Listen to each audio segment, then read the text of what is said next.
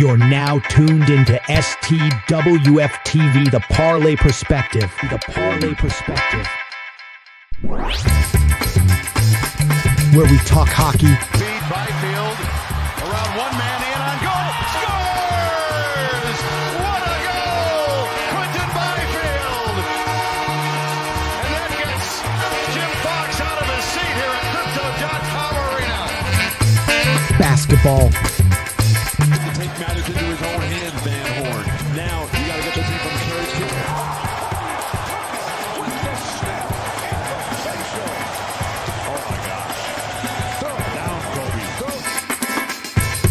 Football. Oh my God! Oh my God! Oh my God! Oh my goodness! Oh my God. Wilson's going to lob one, and somehow, some way, Paul Richardson comes up with the ball. Cuts upfield. Hurdles over a couple of people. Oh my goodness, did you see that? He hit Steve Brown with what looked like a karate kick. Baseball and more. Well, there goes again. Pitch is swung on a miss. Throw to second base is high. They're going to say that Rojas got in the way. It doesn't matter. Sosa tagged him out anyway. That was an amazing catch and tag by Sosa.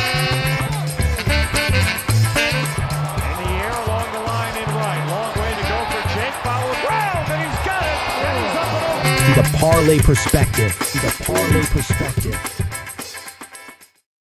Welcome into the show. It's the Parlay Perspective on a Monday. I'm Dale.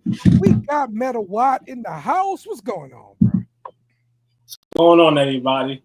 Hope everybody's enjoying the start of the week. Yeah. Like your hat, bro. Lakers. Appreciate you. You know what I'm saying? I come through bright yellow, purple. You know what it is. I see you. Coach Lee in the house. What's going on, Coach? Wakanda forever. What's the damn deal, Dale? What's up, man? And Chili Will in the house. How we doing, people? All right. Looks like we back home.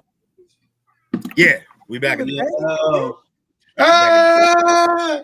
We back. Planes, trains, and automobiles. A little more color in the face. You know what I mean? We're here. It's good. Awesome. Tap in, like, share, subscribe, follow the brand, follow the group, amazing website, STWFsports.com. You heard it, man. You heard it.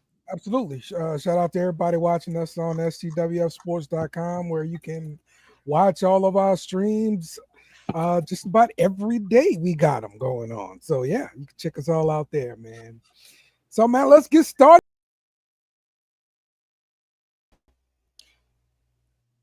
And see what happened was. Oh, listen, sometimes this happens on StreamYard. So, I noticed that. Yeah, like go to chain slide and everybody get booted. Yeah, FC Dallas cruised to a 3-0 win over St. Louis City at the Toyota Stadium on Friday night. And this win moves FC Dallas within striking distance of a playoff spot in the Western Conference. Let's get it. Shout out to Dallas. Breaking a long winning streak. Playoffs? Yo, every time he does it, it's over two talking. Every single time. Gets me going. Makes me want to talk loud. Can't play nothing for me, man. Long winless snap at home. Snap for FC Dallas. Shout out to them. Yes, they move a little closer into position. They were in 13th place last week when we spoke on them. Definitely a win. Shows a little bit of relief for them, but the march ain't over yet. You got to continue to win games. Implement some new things they did on Saturday as Emmett Quill.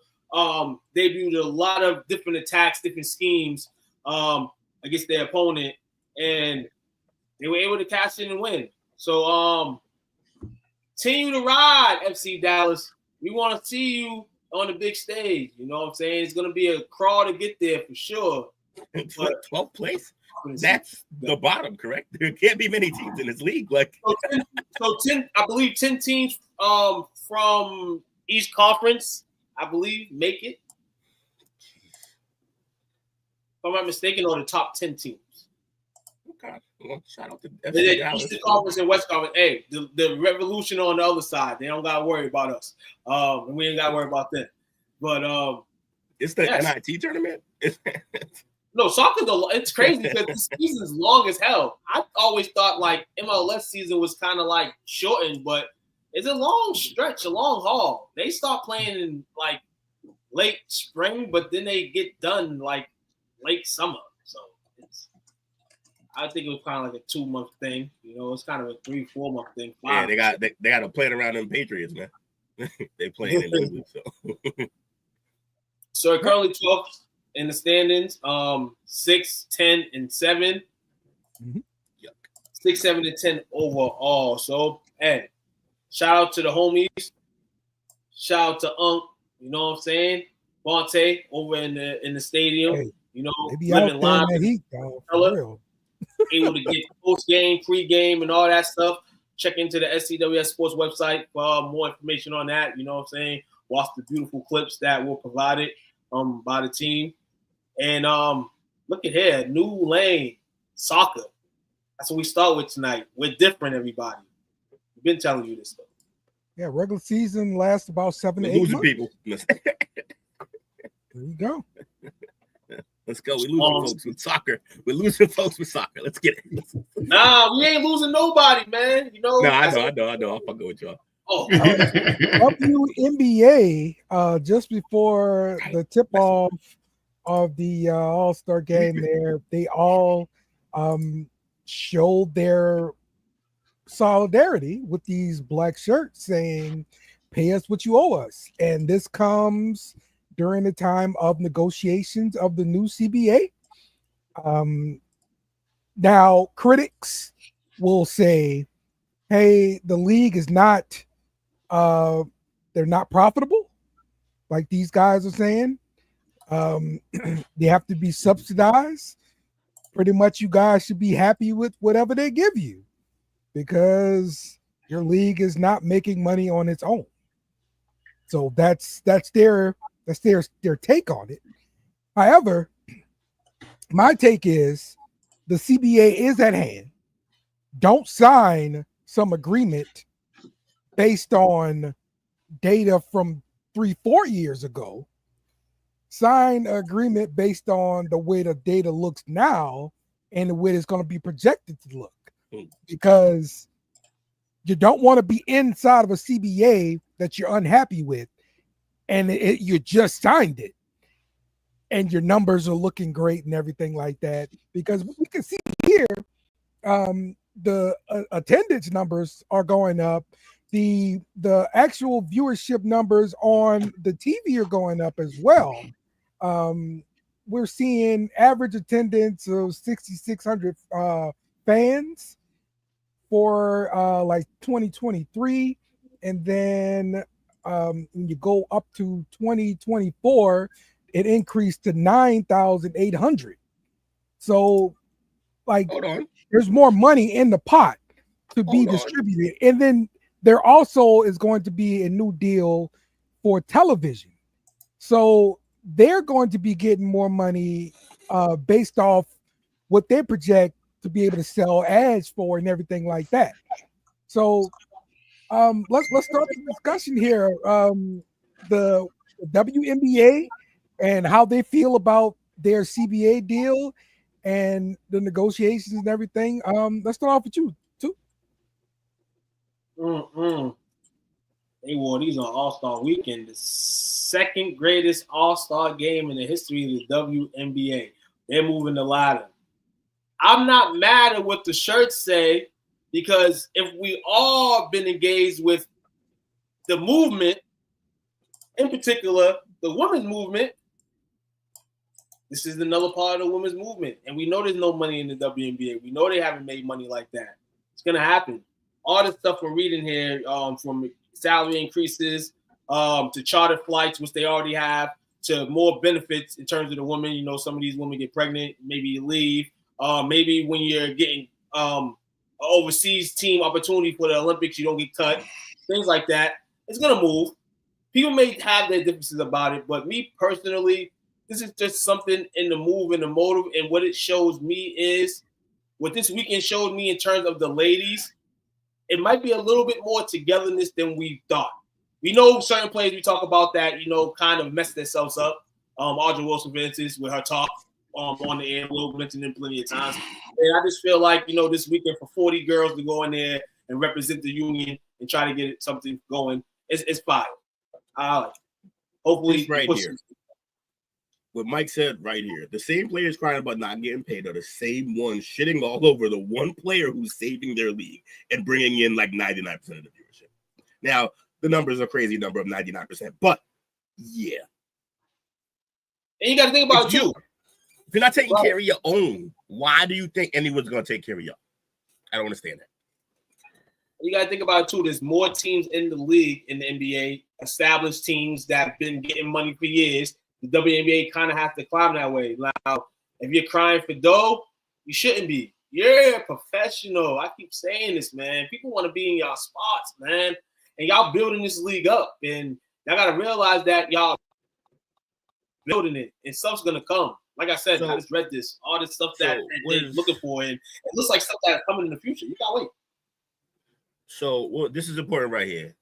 WNBA salaries in 2025 range from a league minimum of $66,000 a year to a maximum of $249,000 a year. Okay? Now, he just said they're professionals. I 100% agree with him. They are. You know what else they have that most professionals that like me and you don't have? Like, I'm professional in what I do. I'm sure coach is professional in what he does. Two, you're professional in what you do. Like, we studied, we did the things, and we got the jobs, right? Okay, cool. Does your job afford you the ability to be a face anywhere you go and also capitalize on that marketing-wise outside of your job? I'm going to save you the time. It does not. Theirs does. Yet they aren't making enough money to do the work. Do the work. It's simple. Make your league good enough that everyone's watching, and then you'll get paid. This whole idea that they're owed something is crazy. $60,000 a year is the minimum. That's a great job in America right now. It's a great job. That's a great job, plus the benefits of being in the league, plus whatever health care they probably get taken care of by the team. If not, okay, then they have the money to pay for it. So hold on. Let's kind of pause right there. Yeah. Let me kind of rebut some of that. Yeah. Straw man it. Go ahead.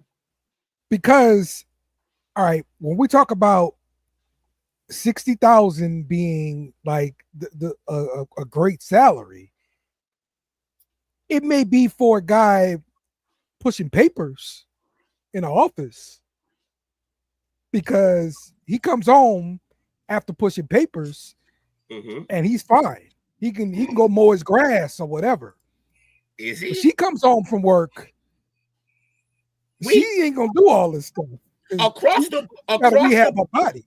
Across the board in the middle class, which isn't even necessarily us or this podcast, but across the America in the middle class, people were losing their mind that eggs were up. Like, that's how bad is it really that he gets to go home and be okay? No, we don't got to. He gets to, for $60,000 a year, he gets to go home and stress that to the cost of living in America, you need $100,000. That's what he gets to go home and do. No, but I'm pointing out that the guy pushing papers doesn't have to devote a percentage of his salary to recuperation and rehab, as pro players have to do. You know, there's bums in the league, right? You know, there's bums in the league, right, who don't take it serious. Those are the 60,000. Those are people making 60,000. The ones who put the work in are making more. Okay. Like, we hear all the time about pro athletes talk about this is a paycheck. All right, you're not going to get the top tier dollars doing that. Not at all. All right.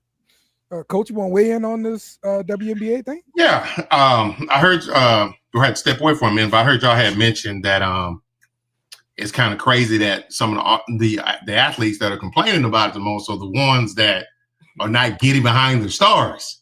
I think that's something I brought up last year with all the hoopla that Caitlin Clark and Angel Reese had coming to the league.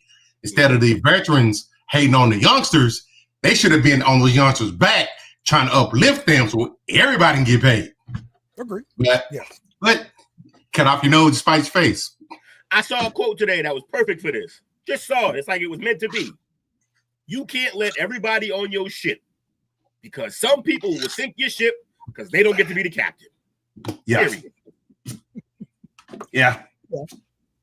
Yeah, it's still time. Young people being young people and being jealous and not seeing the big picture because you have stars in the WNBA already. That's like, yo, I'm better than her.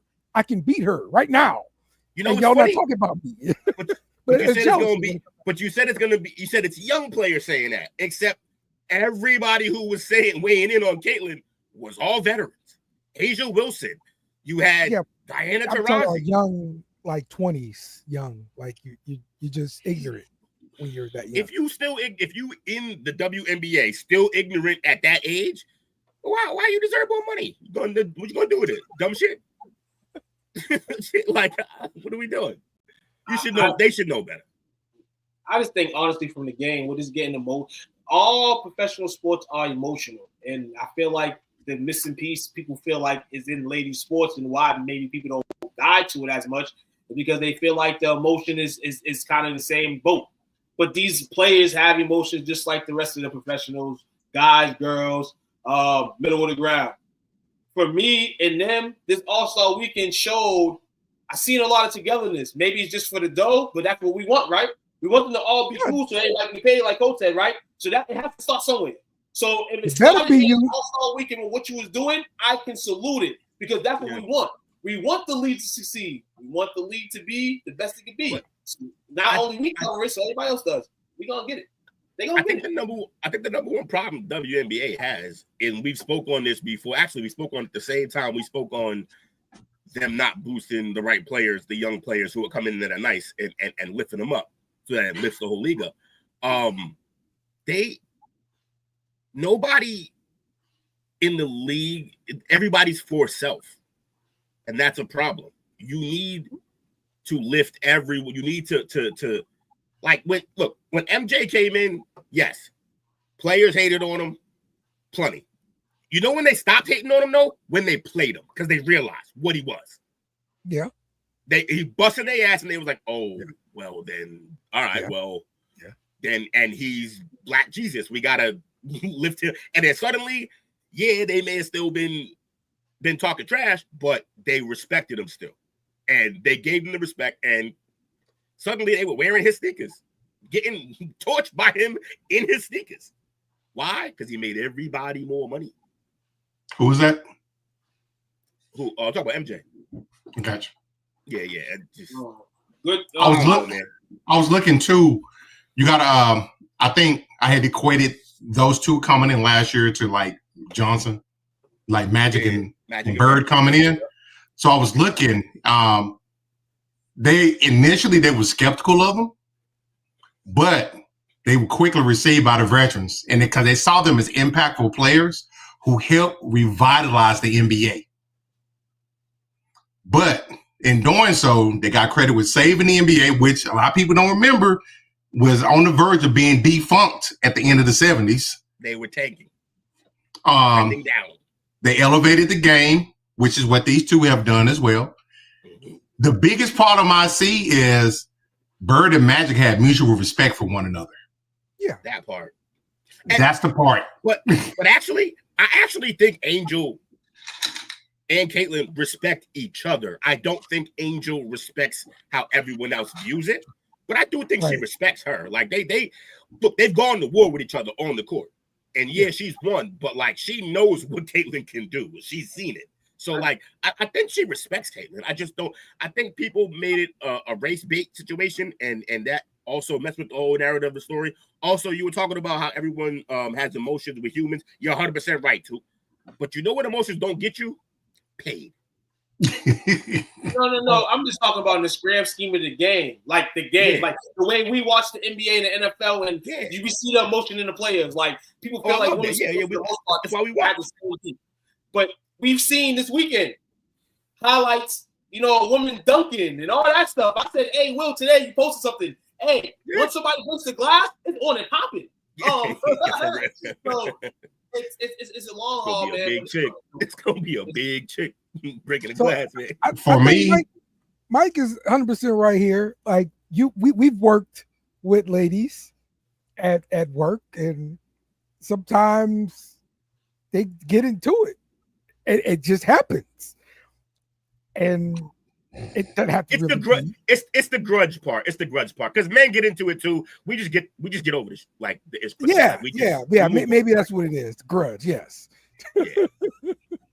I had plenty of beefs at Fedway, but you just move on. Like, all right, dude. Like, men, that's a fundamental difference.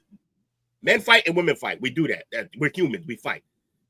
But most men make friends fighting. It's the exact opposite with women. They will not make friends. That's true. They will not make friends. A lot of my friends I made like bumping heads first. Just how it goes. Mutual respect. Hey, I'm pulling for these ladies though, man. Me personally, while I'm an NBA fan, I love the women's basketball game. It's fundamentally sound. You people, I was causing trouble. What do you mean, you people? What do you mean, you people? I want to see that movie again now. So good. All right. Now, last call for basketball. Let's for basketball. A couple of little pointers there. Clippers, signed a bunch of Paul signed with the Clippers. The weekend, Chris Paul, Bradley Beal signed with the Clippers. Chris Paul back with his ex. Shout out to that. Summer League champion, Charlotte Hornets. Shout out to Canupo from Duke. Grabbing the MVP honors. Who went to the Hornets? Canupo's a beast. He won the. Canupo, he was balling hoop. Let's say at 20 plus. Yesterday sealed the deal. Although track the MVPs for that league and see how they do. Yeah, it's great. Yeah, we hope he's not on that boat. Yeah, we hope he breaks that for sure. And other than that, WNBA All-Star Game weekend. Team Collier over Team Clark, and that's basketball relation for me. Oh, one more thing. Joel 30 said that James Harden doesn't talk to him. We all knew that though. 76ers is down the drain. Paul George is getting surgery again. I don't know if he's gonna miss time. So, just a quick NBA since we're still here and we're allowed to talk about it still because Dale said so. Basketball. Quick question. All right, so like Dame went back home to Portland. Oh, Dame went back home. And I posted something, I don't know if it's on my page or where I posted it, but I wanted people to realize this. Somebody made a point, and I should know because I like to cite people, but he said, look at what's happening with Dame. Before Dame left to go to the Bucks, he was averaging 32 a game. Big game Dame, all right? 32 a game. And he's put up numbers crazy his whole career. He decides to be loyal, doesn't leave Portland till his 10th season, goes to the Bucks to chase that ring. It doesn't work out. Injuries happen. He's going back home. He's going to go home to retire. He's probably never going to win a ring. And so where does he rank all time in your point guard list? Well, I'll tell you this. It's probably not top 10 now. Where if he just went somewhere earlier and won a ring or two, solid chance he's in the top 5 even of point guards all time because of the numbers he put up.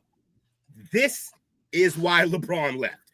This is why people leave and chase rings because everyone says, don't stay loyal until you don't have a ring. And then suddenly you don't get the recognition you deserve because you wanted to be loyal to a franchise instead of to yourself.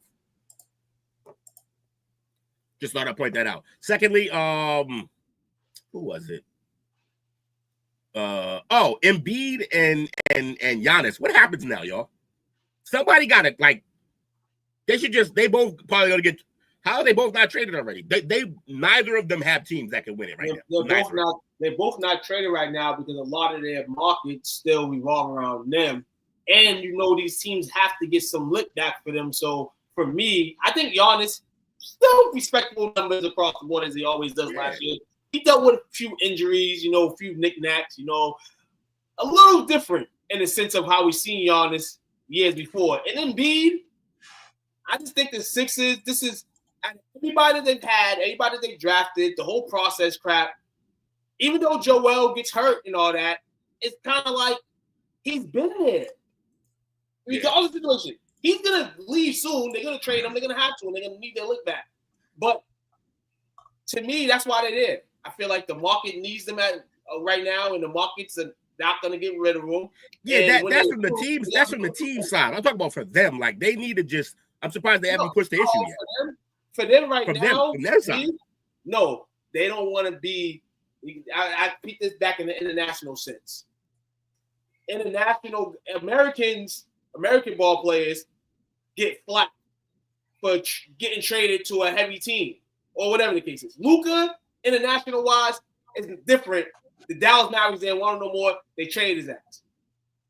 This situation is different because it's two international stars who are bad teams, and the next move is what you just say. Well, go chase a ring. Hide that for a second. These two guys go chase a ring. They are emotional. The emotional part of the game that we don't want to see is them, being like, "Damn, hey, should I not chase a ring? Go chase a ring, fellas. Go get a ring. Another one. Go get a ring. It's part of your legacy." Also, y'all want to see a dead body? Lillard was never going to be a top 10 PG no matter what he did because he's not a real PG. So then explain Steph Curry. You're done. Dead body. It's a lot of combos. Like I said, there's a lot of combo guys, but based on the position that they are listed, I would say they're point guards. We know Damian Lillard is not a top 5 or top 10 guard. He's not. Steph Curry is. Good but Damian Lillard in this era of point guards, 100%. He's gonna be respected. He's gonna be there, and hey, he gets to live the rest of his career in Portland, and hopefully apologize for the years he left. What a consolation prize! Yeah, go ahead. You can finish out in Portland. Portland's very interesting right now because we know they're dead in the water, but the league parity, they'll be competitive if all the people on their team want to stay. They won't be the best team. They won't probably be the worst team. I think they got a good groom of young guys. And I'm happy that they got a bunch of older guys in the locker room that can hopefully show them the ropes. So we'll see how it goes. Yeah, but Curry still is very much a point guard, man. Like I feel you, Mike. Look, you can call him a top 12 player, which by the way, he's definitely top 10 with what he's done. And but here's the thing, he's still a point guard, and he's still a top 5 point guard all the time. It just is what it is. The way the game has changed is you're not gonna get a lot of points. Like for the next 10 to 15 years, you may not see a point guard average 12 assists in a season. And the only person who's going to be close is probably Halliburton. That's it. And I guess maybe Trae Young, if he gets onto a team where he's asked to score less, he could probably average 12 assists a game. But you're not going to see that anymore. Like that shit's dead. Excuse my French. It's dead, bro. It's just not happening. Like the everybody's playing a spread system and move the rock to the open man. Like there's not going to be. He holds the record for the most assists. Curry is also one of only 8 players with at least 23,000 career points and 6,000 career assists. The game has changed. What you call a point guard, Mike, almost doesn't exist anymore. What you're used to as a point guard, they're phased out. You know what else is going? The back to the basket big man. There's like 2 of them in the league right now. And one of them is an amazing passer who doesn't have to be back to the basket. So like, get off my lawn is fucking Mike's. That's his meme. Because like, it's 3 other players who's in that same category with Steph. That John Stockton, Chris Paul, Magic Johnson. They're all point guards. All true point guards. All point guards to the way that Mike is speaking. Curry could have did all that. It's a different league. And so could Dame. Damn. That's NBA talk, baby. Thank you. Love you. Hey, yo, Took, do you think Dame, how many rings do you think Dame has if he was on the same exact teams that Curry was on? None. Oh, that's outrageous. None. That's outrageous. That's say this.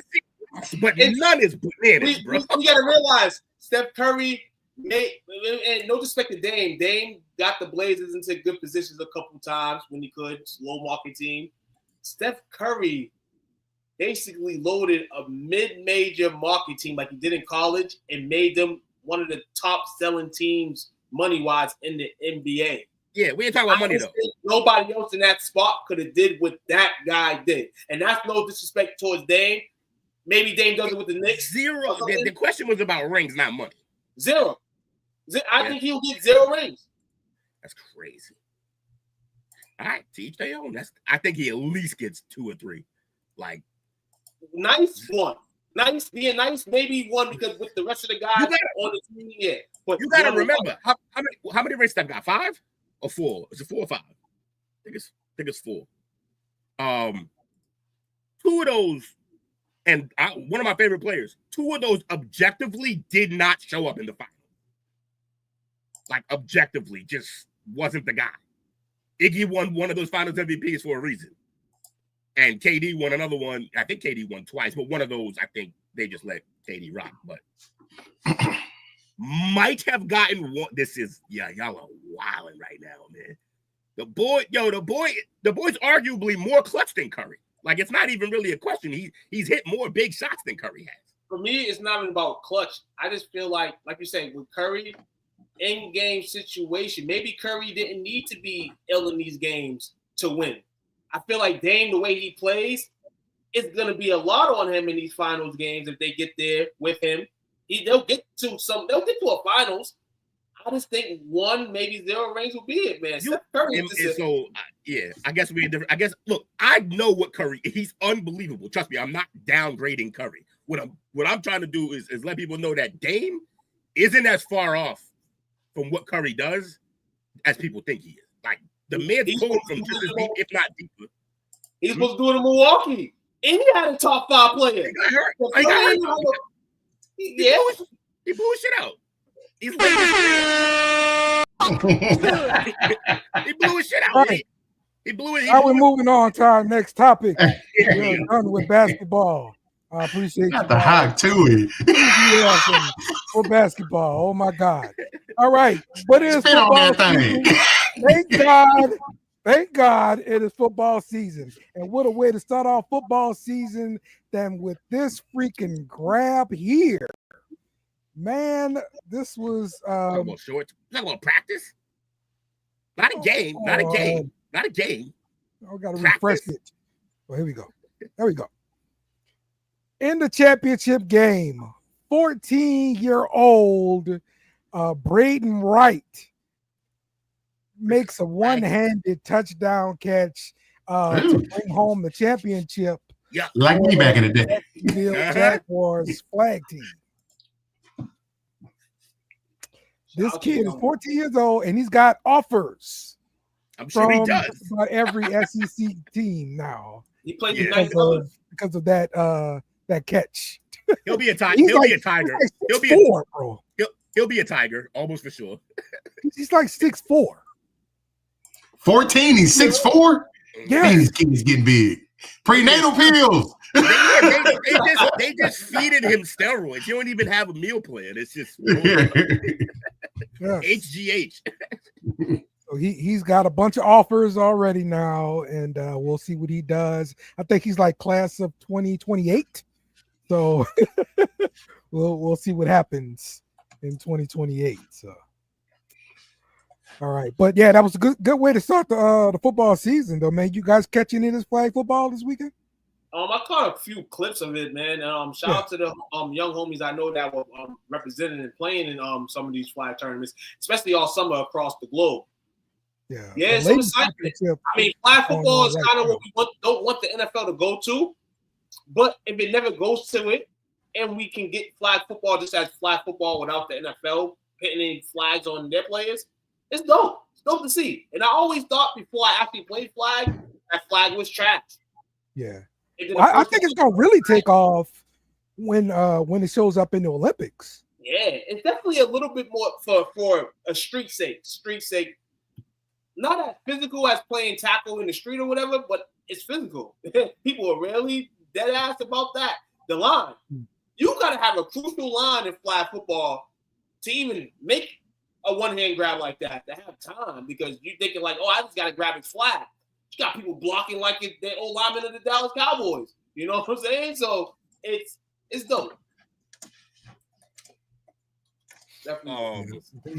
I respect that flag football is going to be an extremely important ambassador for the sport. But that's about all I got. It's flag football, y'all. Come on. He's 12? I thought he was 14. No, he's supposed to be 14, right? He's allergic to tree nuts. I don't know about that trade-off. What are we talking? He's a physical specimen, but he can't eat stuff. Can't eat tree nuts. I can't eat tree nuts. He's a bust. I mean, I guess I'll take that. You know, if you're dealing out decks of cards, I'll take that deck. No, can't eat tree nuts. He's Darius Hayward Bay, apparently. Sure. I'll take those cards. All right. Eat a single Some tree nut college again, football news. We talked about the BYU quarterback having to hit the transfer portal because of Is that the guy that got in trouble? A broken pledge. Okay. But yes, former BYU quarterback Jay Retzlaff has committed to the Tulane Green Wave. Okay. New Orleans. So last year he threw for 2,900 yards, 20 touchdowns. He about to go live the life he wanted to live. Rushing yards, 6 scores. He about to go live the life he wanted to live. Mm-hmm. He gonna go down there. He gonna learn how to coordinate. Mm-hmm. It's about to be biatches and beignets. This is what I have. The only thing I have a problem with in this situation is that he was out of school and he was facing some discipline, and the NCAA kind of was just like, if you go into a different jurisdiction, then you're good. Nothing's gonna happen to you. That's the crazy part about this whole situation. Shout out to him. Shout out to the transfer portal. You know, you get somebody in almost late July. Wasn't it just a pledge break though? Yeah, that's what it was. He was but that's like a strict.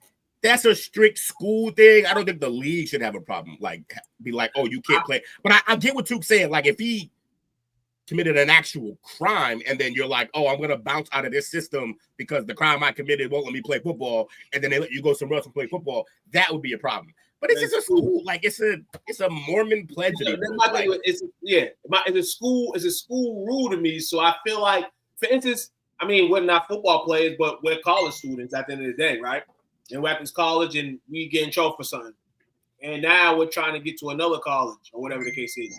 I just think from a standpoint, they will look at kind of what happened and kind of give you a hard knock. You might get accepted, but then you might have people that don't accept you because of the situation. I just feel like right now with the NIL and all that, this is a different jurisdiction. We're going to take you. That is crazy. That's another step in the NIL. And with all the craziness happening right now, this is going to start happening. People get in trouble, and then they're going to transfer when they get in trouble to another school. That's not going to get. You know how I view this? I view this less as like him breaking a rule or getting in trouble, and more like, let's say you had an Ivy League and you can't make the academic standards. That means you can't play. If you can't meet their academic standards, doesn't mean you can't play anywhere else.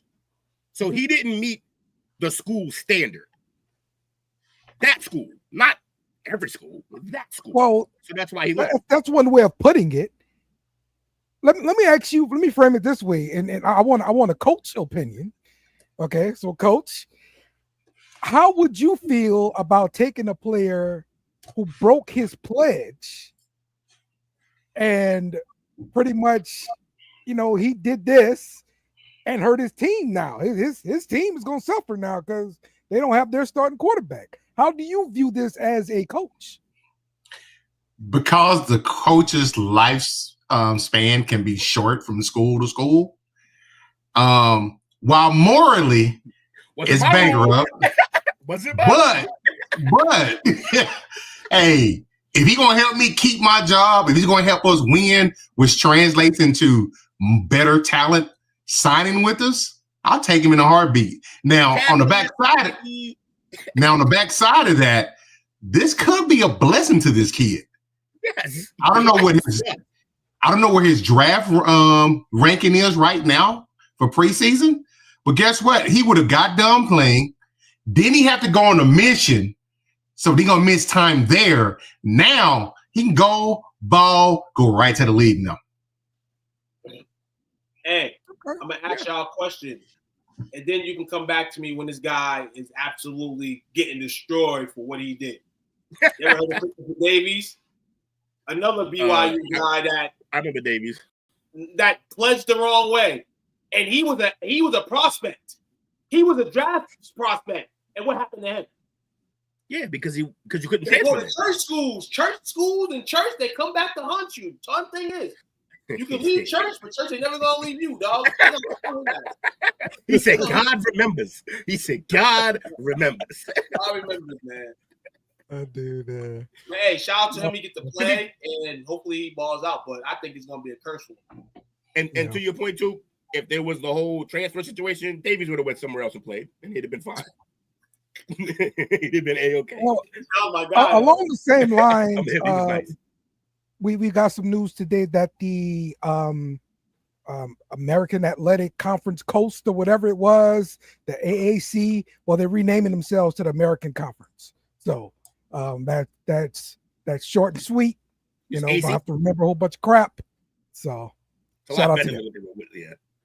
Shout out to the Green Wave. They struck out on weren't they after Iamaleava Leva when he was transferring? They missed out on him and they got another one, so they good.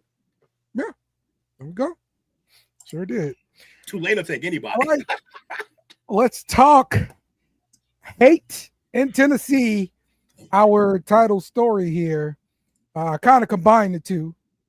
Two separate stories, but it all happened in the same state.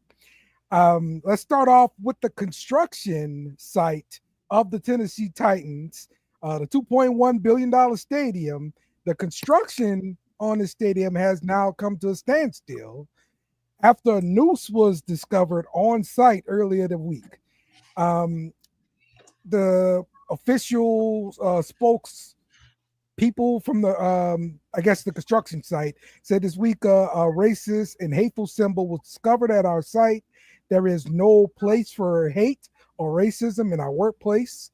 We reported the incident to law enforcement, suspended work, and launched an investigation. A reward is being offered for information leading to the identification of the individual responsible.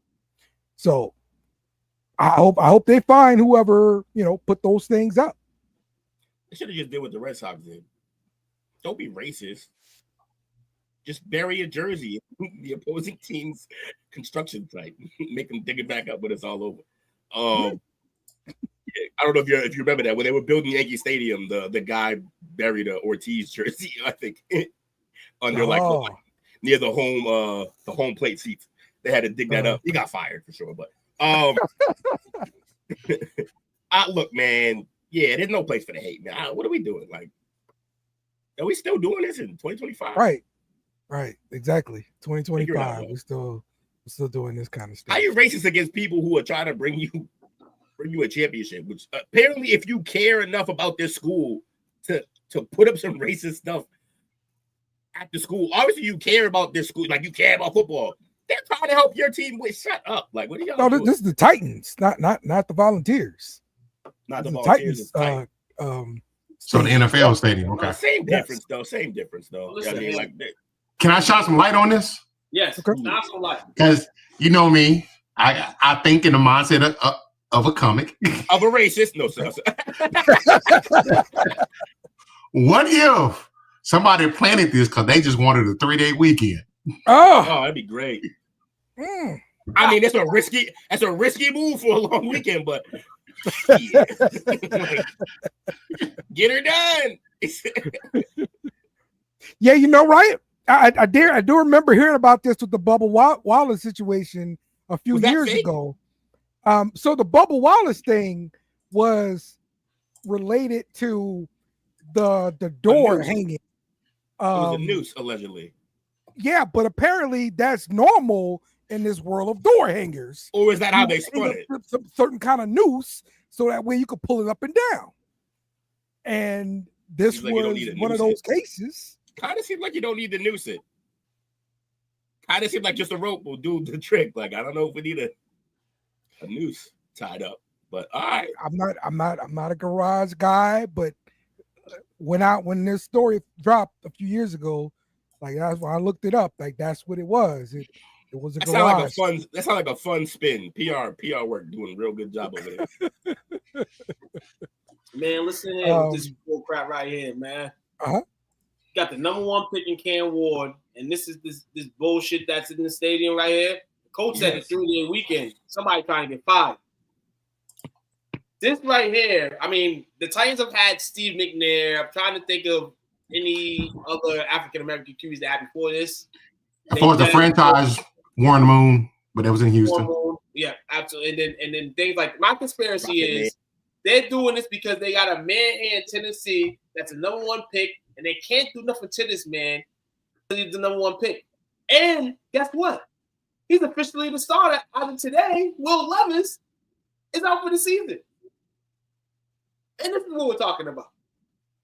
Before the news, they wanted it to be Monday. They wanted to put the Tennessee Nard win, whatever the hell it is. Find out who did that crap. I'm thinking the conspiracy because this is the man going to be wearing the Tennessee flag. Has anybody been to Tennessee before? Oh yeah, Nashville. Yeah. How's it feel? We're all Afro Americans here on set. Honestly, so I went to I went to go see like you said, Afro. I love it. In TNA wrestling show, actually. And, I went there. We went to like the soccer side, and I didn't realize there was a soccer match going on. We thought all the cars were for TNA, but everybody was there for the soccer. TNA was on the other side. We had to walk all the way to the other side after we paid like $20-something to park over here.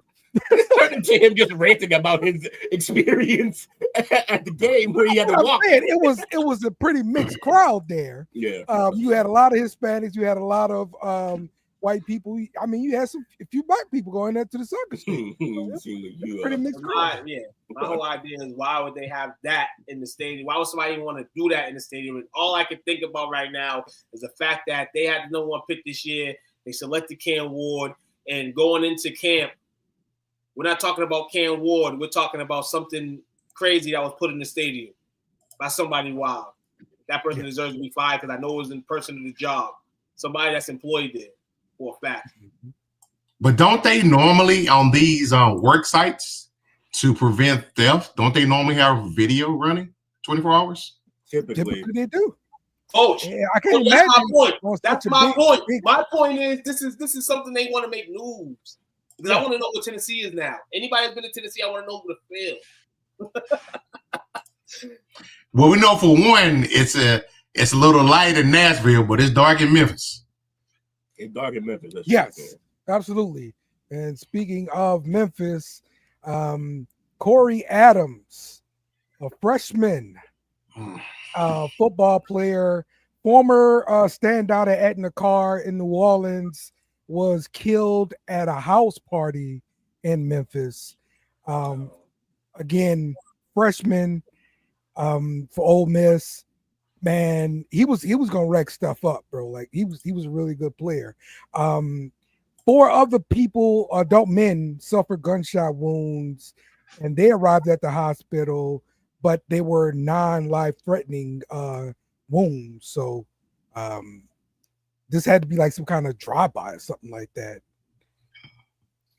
Crazy. A lot of shooting. So I say to myself, I usually don't go out often like that, like bars, clubs, and all that. It's kind of been less and less yearly. Shout out to that. And I always say if I do go out in the summertime, I want to be somewhere indoors. Though it can happen outdoors, it can happen indoors. But summer outside party is like one of the worst things ever. I'm sorry to say that. It's nice outside. You want to be in a nice setting, you know, and all that. It's summertime. Do what you do. But there's a lot of violence that happens, a lot of drive-by shootings, and people that don't or are not intended to be shot. Because I don't know the guy personally like that. But I'm going to say he wasn't intended to be shot, and he got shot. Bullets don't got no name. So at that point, they just flying bullets, and it sucks. I hate going outside in some of the parties, man. I hate it.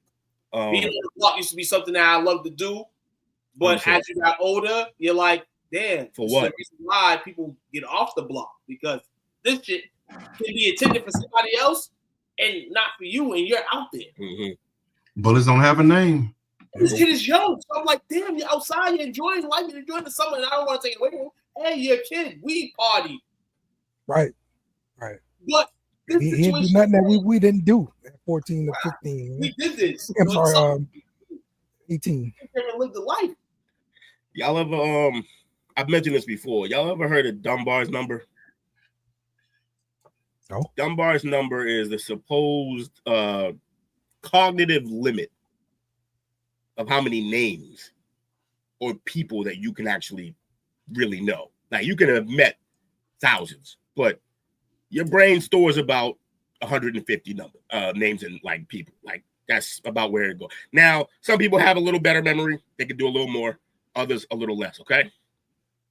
I only bring that up because why do we still need to have parties of 100 plus people? Like you probably don't even know all these people. And I'm not saying we can't live, people.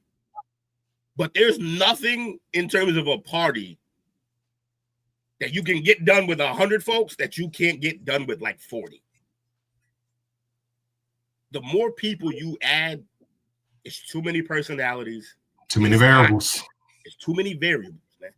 I'm not saying that we got to just, we can't live because of X, Y, Z. No, I'm not saying that. But you also don't skydive. You can go do that, but you don't because it's dangerous. It's the world we live in, man. People are unpredictable. Yeah. And then you introduce probably alcohol amongst other things. And mental health issues that we have a plethora of in this country and in the world. Like, all I'm saying is I just don't know that we need to do this at this rate anymore. Or at the very least, we got to go real hard to teach our youngins to, you know what? If you got true motivations to be great, true motivations to go on and be successful and take care of your family, maybe there's some things you got to sacrifice. And maybe these are the type of things that we need to sacrifice. Teach our youngins that you can have, I've been invited to hundreds of parties in my lifetime. I can count on two hands how many I actually went to. And most of the gatherings, I'll go. Now, you invite me to a gathering and tell me there's only going to be like 20 or less people. Oh, I'm probably going to be there. I'll show up. Especially if my people's like that.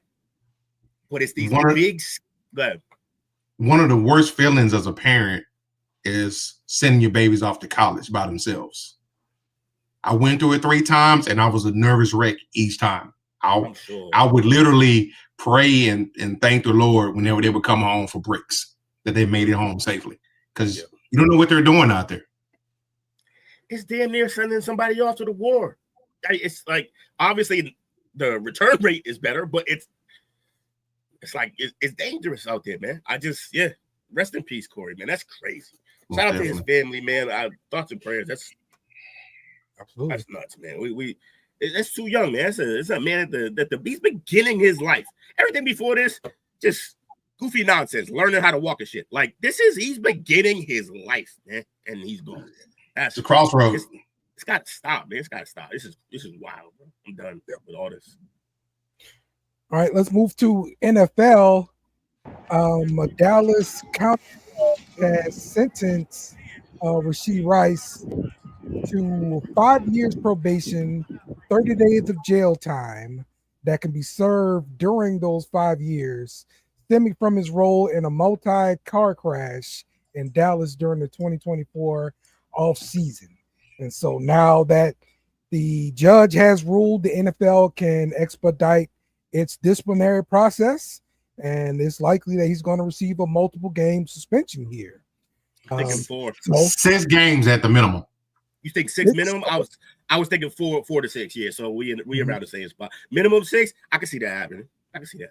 Because even though I think he was found not getting in trouble, but I think there was an incident while he was out on bond that he was involved in, and they're gonna look at that like, oh yeah, dude, you're in trouble and you still around stuff you shouldn't be around. Another thing that I was thinking about with the suspension, where I think actually you're right, Coach, is probably going to be closer to 6, maybe even 8, is because this is the case where they can make an example out of somebody without actually really hurting the team. Because we all know the Chiefs are going to be in it towards the end of the year, no matter what. Whether he plays or not, the Chiefs are going to be relevant throughout the year. Other teams, like, I don't know, like God willing, I know he wouldn't, he's been a model citizen the whole time, but if like Jamar Chase did this shit, and it'd be like a 4-game suspension because they're like, yo, this team can barely win with him. You got to get him out there. So, like, yeah. Rashee, man, get it together, bro. Like, you was acting up while out on bail. Like, that's foolishness, man. My 2 people injured in the crash, seeking $1 million in damages. Yeah, see. He tripping, man. Those are going to be civil suits, right? Yes. They'll probably both get paid. You get to choose when you want to do your sentence, 5 years probation. Ooh. That's the 30-day thing that you get to choose when. That is star privilege right there. Yeah, sure. that's like that. I was in my 30 now, but it is what it is. Yeah, he'll get a crazy suspension, and I'm not gonna even knock off a lot because y'all basically said what I was gonna say too in terms of the Chiefs. And did Kyrie Jackson die? I didn't realize that. Kyrie Jackson died from Rashee Rice. I forgot about that. Oh, yeah, that's wild. But you got to realize too where he is, where he's playing, and Will knocked on it. Yeah, Chief. And the market still wants the Chiefs to kind of be relevant. And if he's one of these guys that potentially could make this team better than what it is, yeah, they'll give him the suspension. He's actually right back on the field as soon as he's ready. I think he just avoided all his future guaranteed money with this. So yeah, that it was in Dallas County he got sentenced, right? Yeah, because it happened off 75. Not saying it, but you got to remember too, the Hunt family has deep ties in Dallas. The mom was from here. Chiefs started here, so. Oh, that's right. Dallas Chiefs. Yep. All right, let's talk some more NFL news and rumors. A lot of training camps have started, which is cool. Cowboys Micah Parsons reports to camp amid unsettled contract, and Jerry Jones on the mic. Smart man. And, he was like, man, like I've been through this a few times. I was going back and watching a documentary about us doing Emmitt Smith's contract. It's the same stuff. And then Jerry's like, like you get hit by a car tomorrow after you sign this contract. Like I don't know if I really want to do this. I'm like, what, Jerry? That means that man's about to get paid. And that's when Jerry said that today. I usually get mad at shit he said before the season starts. I wasn't even mad at him today because he's absolutely right. You signed that to that cash, and what happened to that? So it's like you sign Trayvon Diggs. Hold on. Did Emmitt Smith get hurt too? No, not that year. Not that year. Or that the year before, maybe the year after that. Yeah. Okay, so no, but in instance, Jerry's like, at the same time, it's like Jerry's a rich man, and even rich men are still cheap. When it comes to that, like, they don't stay rich for no reason. No reason. I say it all the time on this podcast. But we don't stay rich by accident. I was wrong last week. I was wrong about Micah, signing before a certain somebody. He's gonna sign soon, but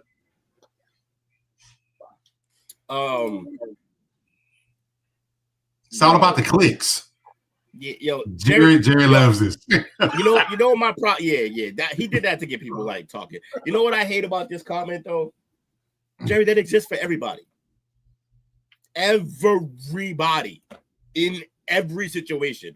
What are you even talking about?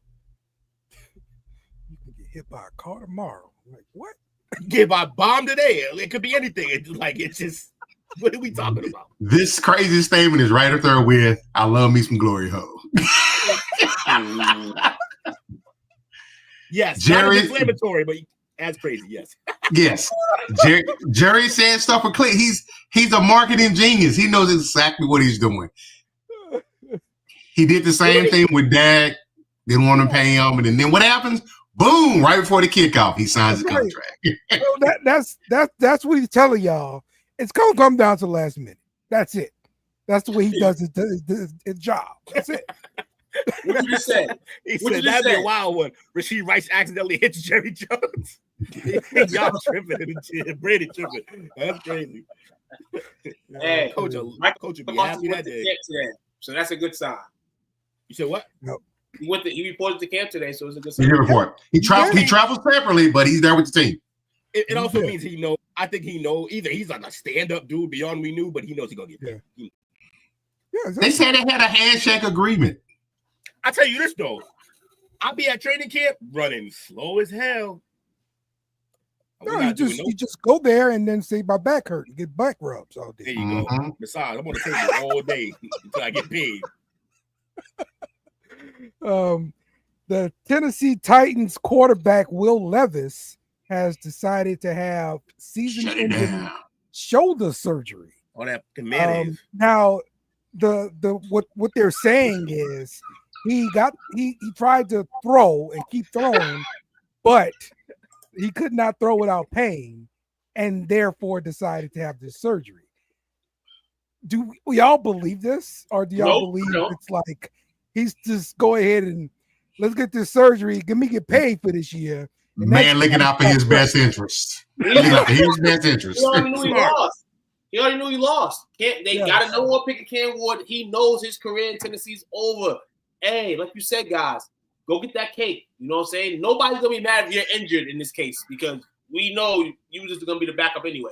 We can go sign somebody that plays just like you. Also, here's the other thing. Go ahead. My fault. No, we good.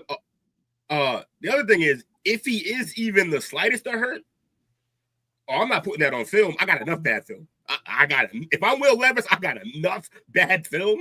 I'm not putting any more out there. Any recent film, I'm gonna be like, when they show the bad film and the next talks for whatever contract I'm gonna get, I'm like, look, that was like 3 years ago, y'all. I was talking about. I haven't played. I'm better now. I wasn't healthy. Yeah. Nah, I wouldn't play either. I don't play with it. That's a fool's errand. He's got in 2 years 21 tubs and 16 picks. I've seen worse, but that's bad. Like, we've seen worse, and seen worse get paid. But and he started 21 games and has 3,800 yards, 3,900 yards. He said Will Levis anticipating the Colts leading another QB next year, and he's not wrong. Could be. They probably will. Could be. Watch they talk him up next year, though. Watch it. Watch they talk him up. Watch they talk him up next year. Who? The Titans? The media. Oh, yeah. Everybody. You're going to talk about. Yeah. He's available. We should get him. Yeah. When people need, when you get desperate, you get delusional. You'll just, hey, he's great, actually. We haven't had an arm like that in our franchise in years. I've seen it. I've seen it happen in real life with me. Okay, so you go on a summer trip or whatever with your okay. In my case, it was art club, right? And in art club, there's probably 2 females. All right. And starting off, they didn't look that good, but by the time we got to summer trip, they were prime position. Just time. Hey, just need time. That's all. Yeah, just need time. That's it. You don't want to be by yourself during a summer trip. You be around enough brothers. You be like, oh wait, no, that one. All you gotta say is you're taking the team. So yeah, someone had to do it, y'all. He said, "Fat girls need love too." All right, the second round picks of the NFL draft are putting pen to paper for the most part. There are only 5 remaining that are unsigned. That is Quinshon Judkins, which he's dealing with the criminal investigation. Will Johnson, the cornerback for the Cardinals. Aladejo, the Titans. Sorry, I can't pronounce that dude's name. Andre Makuba, the Eagles safety. And Irsay, the offensive tackle for the Texans. Yeah. You know why all this transpired? Because we thought last week was only 2 people. No, one person has it was one second round pick had signed last week. Mm-hmm. Yep. That was the top. It was just one that signed, and then it was Schwetzinger. Another one signed, and then that made the floodgates kind of open. Alfred Collins was the second one. Yeah. Market set. Yeah. You talking about pick 33 and pick 43, which is in the middle. Then everybody just started falling in line. Exactly. Plus, they adding them addendums to them contracts that are crazy. Like, void your whole joint if X, Y, and Z happen. But like, it's new stuff that they adding in. No guaranteed money is like, yeah, that's crazy. So then I just say, you got to be more specific, bro. A lot of people think that the second round picks, because they are trying to get their guaranteed money because they only get the 4-year contracts. Right. A lot of that is that they say is agent driven. Yes. And one of the, I'm trying to think, it's the same agency that Michael Parsons has. They're the ones that are like, they're really aggressive representing their clients now. Is he with Clutch? Oh, maybe, I don't know. No, he's not with Clutch. No, Clutch. You've got several second-round picks got fully guaranteed contracts now. That's including the Saints quarterback Tyler Shuck. He's got a fully guaranteed deal. So I was like, what the hell took so long to guarantee all his money? Crazy. Yo, I don't know how they don't fire your entire management staff in terms of money. It's brutal. So, shout out to Trent Brown, physically ready to go. Physically ready to let people run by him. And the last bit of NFL stuff I've got is Mike Brown, the owner for the Bengals, thinks it's foolishness that Shamar Stewart isn't signed. Stewart is the 17th overall pick in the draft. We talked about him going back to Texas A&M. He's the lone first-round pick that is yet to sign. And the Cincinnati GM believes that Cincinnati was the last team to implement the whole offset language about if you get suspended, then your guarantees are dropped. And that seems to be the point of contention here. So he's saying pretty much everybody else in the NFL has signed a deal that looks like this. And Shamar is, and his representation is saying no.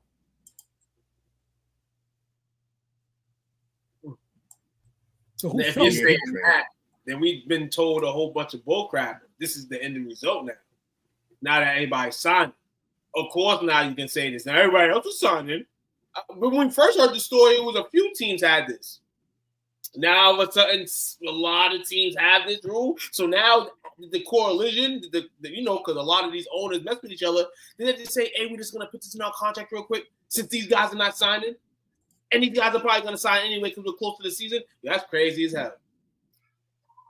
Crazy as hell, because we all heard it. Mm-hmm. That's wild. If an agreement is not reached by November 11th, Stewart would be ineligible to play in the 2025 NFL season. So Stewart is represented by Zach Hiller of LAA Sports and Entertainment. So I'm pretty sure he represents some other players too. We're gonna have to check. Contract's a nightmare, y'all. Because it's all cut and paste, honestly. Mm-mm.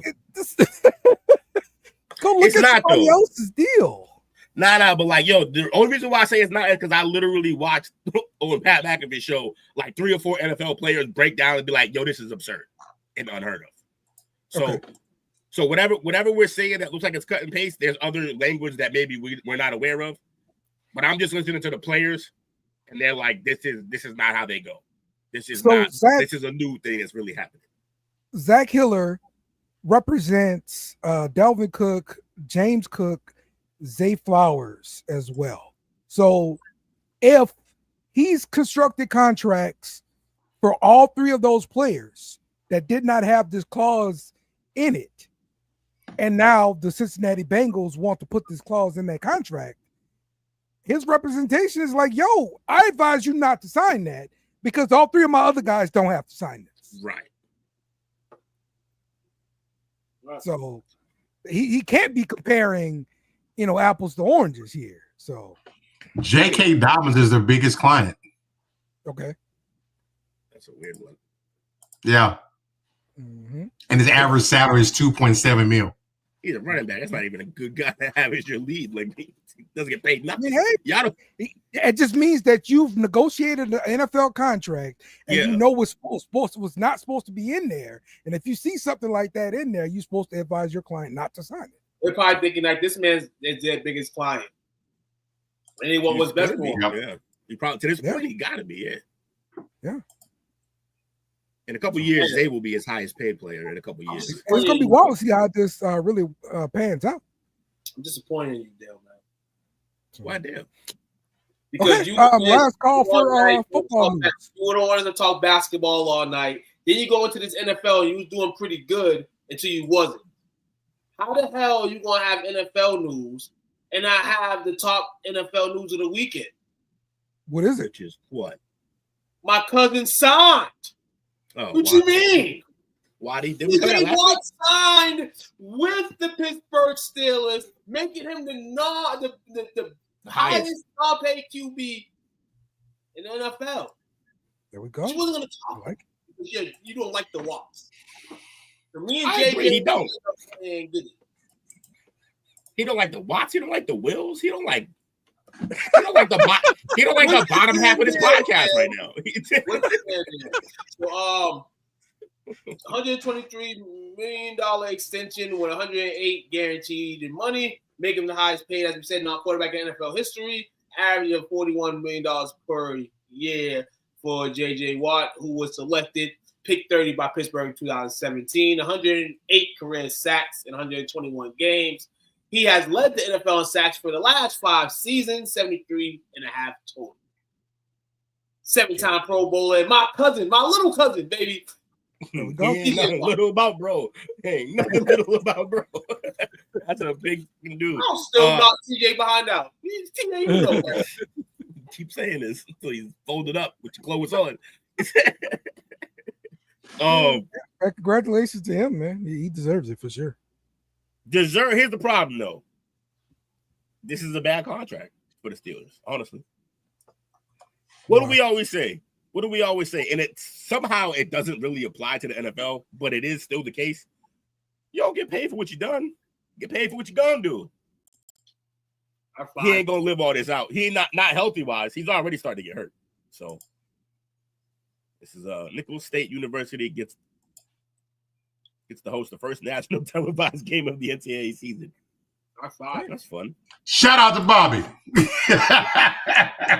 For real. Damn it, Bobby. In the backyard. Let's go. Is he coaching that team? Because we haven't seen him forever. Watch my man Bobby, man. You can catch my man, amazing stories on our website. All right. Let's talk UFC. Poirier bids farewell to the UFC in Louisiana. Looks like he had a bout with Max Holloway, and Max Holloway came up on the winning side. Will. Yeah, man. Like we kind of expected this. Poirier's towards the end. To be honest, though, I'm happy for him. He went out on his shield. He went out in his home. Wayne came out with him. Wayne introduced him, like walked out with him and everything. It was dope. And it wasn't like he got absolutely mauled in there. He didn't get knocked out in his final fight. He lost. He did lose. But he lost to if there's a guy that you want to go out losing to, it's Max Holloway. And let me tell you why. For two reasons. One, because there's no shame in losing to that brawling ass Hawaiian. That guy is nuts. And I love every fight that he's in. He's fun to watch. In the middle of a fight, if he's losing, whatever, he'll stand in the middle. Let's go. Throw down. Like, he just wants to throw hands. I love that about Max Holloway. And Poirier is very much that type of guy as well. Poirier kind of ended the McGregor thing. Like, Khabib beat him first, but Khabib beat him, but we all kind of knew Khabib was going to beat him because the styles were just so. That Poirier put him to sleep. No. Khabib just tapped him out, and Khabib is so but Poirier put him to sleep. Had him on the ground looking like a drunk. It was bad. So Poirier has had the highest of highs in this league. And he got to go out. I got a lot of respect for Poirier. He left early. I still think he got like 5 to 7 more fights in him. Now, would they have been great fights? Nah, they would have been money fights. He actually could have just made paper. Like, a lot of guys stay way longer than they should just to have money fights. There's guys in there right now doing that. But he just wanted to go out like this, and nothing but respect. It was a great fight. Wasn't the best fight of the night though. We saw better fights. But yeah, shout out to Poirier, man. And look, he's gonna be fine. He got a whole hot sauce brand that he's been pushing for the last like 4 or 5 years. So I'm gonna try to get some of that hot sauce because like he's from Louisiana. Y'all make spicy, right? So like, all right, like see what he got going on.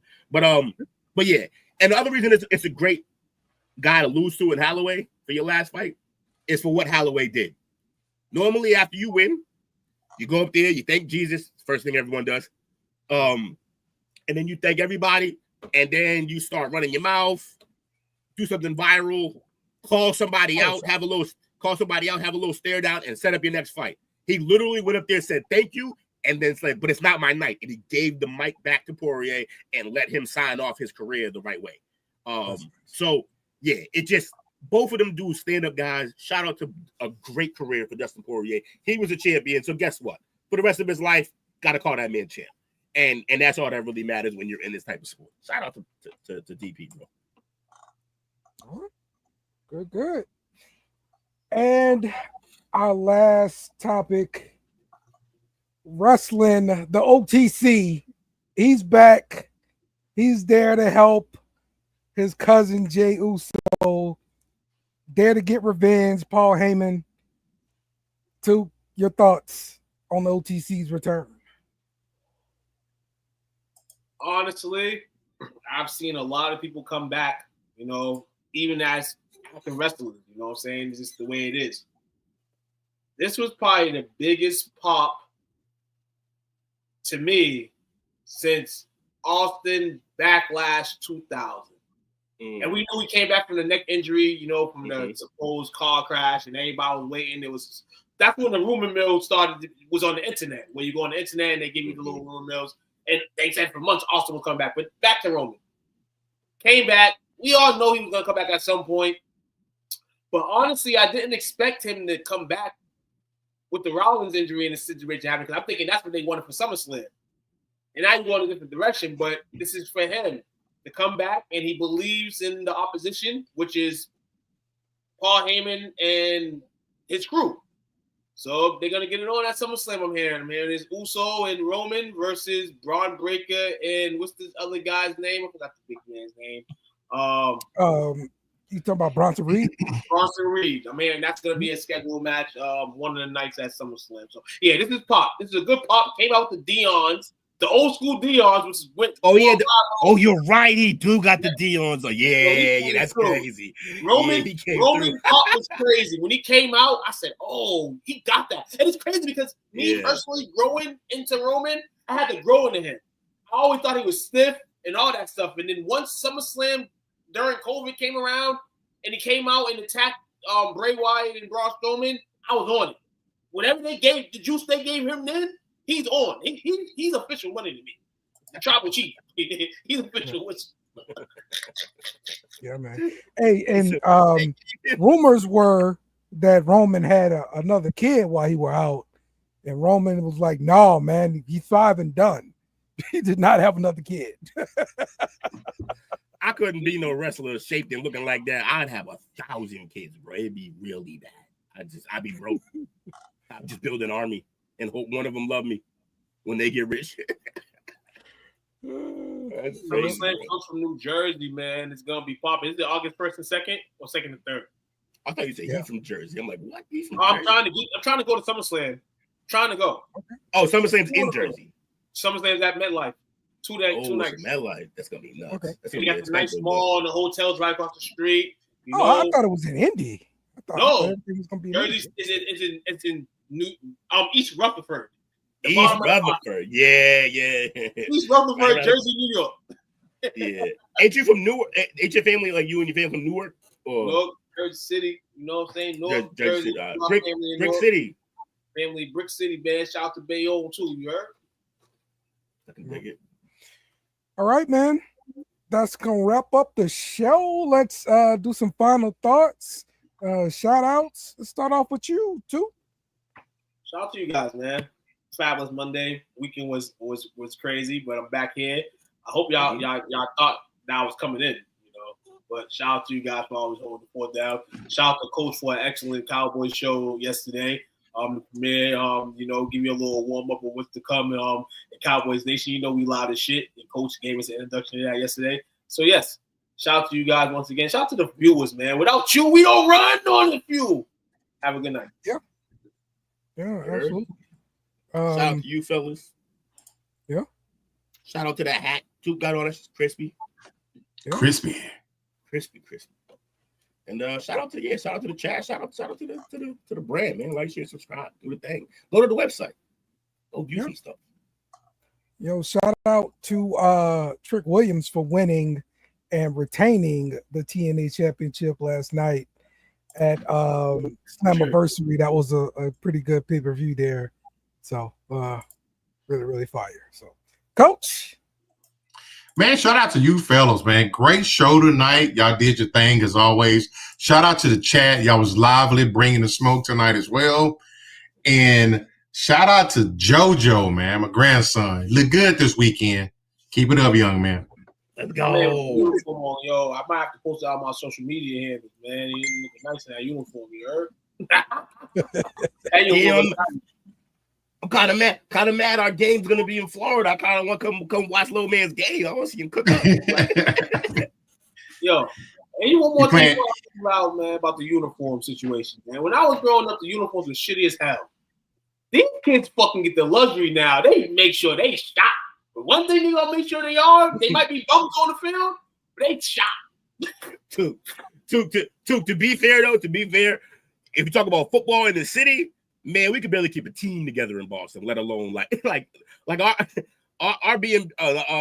Pop Warner team had to combine with another city's Pop Warner team to have one full team. And it's the struggle. But he's right though. We ain't get these jerseys. Man, come on, man. Every team out there looking like Oregon now. I'm tired of this. Where was this? Where was this? Yeah, they're not wearing hand-me-down. That's what it is. Nah, for sure not. New jersey every year, crazy. Same team. 5 or 6-year-olds got those jerseys. If they are any left, they might be crispy too now. Bro, there's teams with names on them. Y'all that confident he gonna be here next year? This is crazy. I remember my basketball teammate wearing the shorts from the 70s or whatever. Them shorts was high as hell. Yo, not dealing with shorty shorts. I'm done, bro. We had playwright, them shorts. We had the falling apart reversible basketball jerseys, me and two. Yeah, everywhere like we went. Reversible. Yeah. It wasn't until you get to like high school you get a real good jersey. I felt like. Yeah. Yes, indeed. All right, you guys come back tomorrow. Check us out for the chop up. What's the homework? Talking, huh? What's the homework? Yeah, we got to talk about it because nobody answered. I think a McDonald's snack wrap is on the horizon here. Okay, I'm cool with that. They did bring it back. I feel like I'm hearing a lot of bad reviews about it. Maybe we can review it as a team tomorrow. We're just gonna drag them though, because apparently they brought it back. It's not as good. All right, yeah, that sounds like it worked. Will's all in the. I want to trash McDonald's anyway, so it's a big segment. No. Did you say them what? You want to trash McDonald's anyway, so shit. You're all in the drag McDonald's. That's fair. Okay, you guys are right. That's exactly what I said. I'm in. He's right. Cool. There you go. You want to see us drag McDonald's tomorrow? Come on, check out the Chop Up. Bring a friend and tell a friend and the enemy. So we'll see y'all tomorrow. We out of here. Thanks for watching our show. Remember to subscribe for more shows on the network. Smash the like button, share, and comment.